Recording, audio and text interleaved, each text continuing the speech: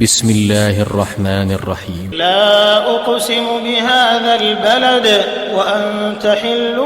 بهذا البلد ووالد وما ولد لقد خلقنا الإنسان في كبد أيحسب أن لن يقدر عليه أحد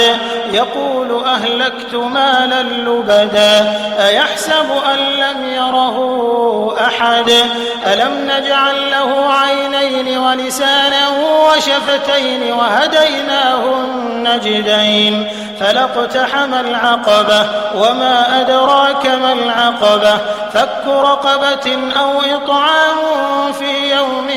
ذي مسغبة يتيما ذا مقربة أو مسكينا